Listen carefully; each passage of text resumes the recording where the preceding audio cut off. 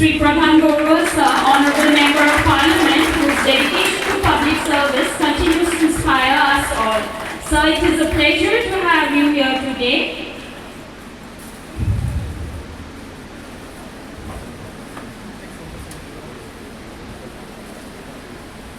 We take the privilege to have the Raksha Bandhan ceremony also with our respected EN sir and MP sir on this special day.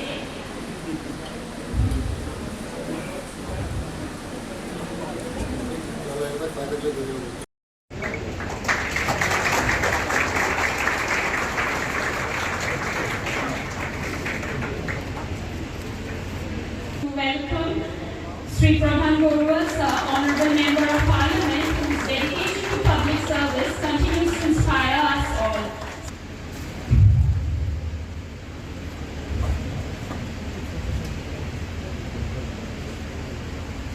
We take the privilege to have the Raksha Bandhan ceremony also.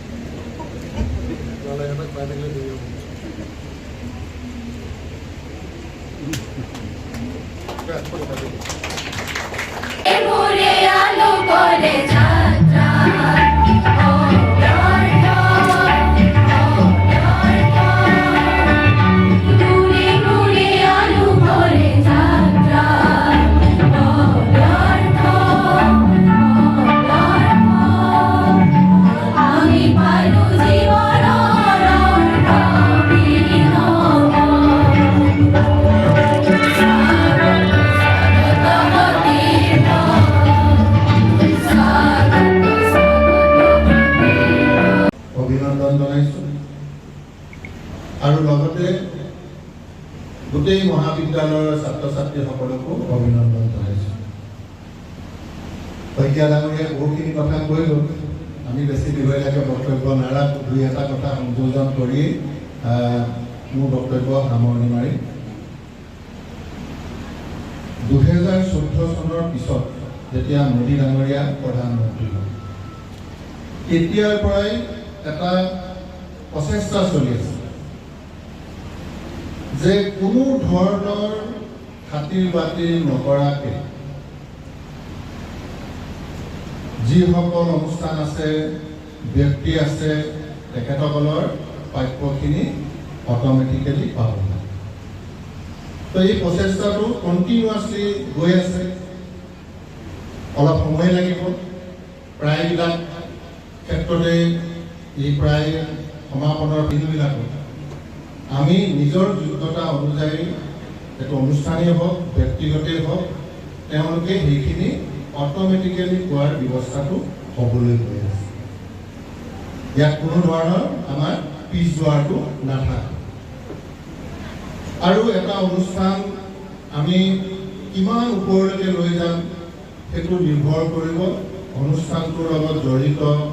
আমি যদি ভাবোঁ চিলাপথাৰ মহাবিদ্যালয়খন এখন autonomous college হ'ব, তেতিয়াহ'লে ইয়াৰ প্ৰডাক্টৰ গুণাগুণৰ কথা আহিব, ইয়াৰ ফেকাল্টিখিনিৰ গুণাগুণৰ কথা আহিব, আৰু ইয়াৰ এটা পৰিৱেশ তৈয়াৰ কৰাৰ বিষয়বিলাক আহিব। তো মই ভাবোঁ সেইকাৰণে আমাৰ এই সুযোগবিলাক মোদী ডাঙৰীয়া অহাৰ পিছত হৈছে, ইয়াত কোনো পিছ যোৱাটো প্ৰায় বন্ধ কৰি দিছে। গতিকে এই সুযোগখিনি আমি সমাজে লোৱাৰ কাৰণে ব্যৱস্থাখিনি কৰিব লাগিব।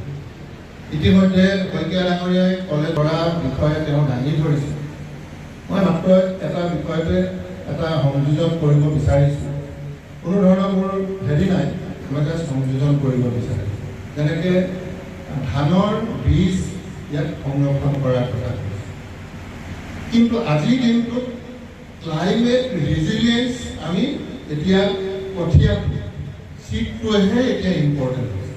ক্লাইমেট ৰেজিলিয়েঞ্চ অৰ্থাৎ যি পৰিৱেশত সেই গুটিটোৱে গুটি দিব পাৰে, ইল দিব পাৰে, সেইটোহে আজিৰ দিনটোত কনচাৰ্ণ হৈছে।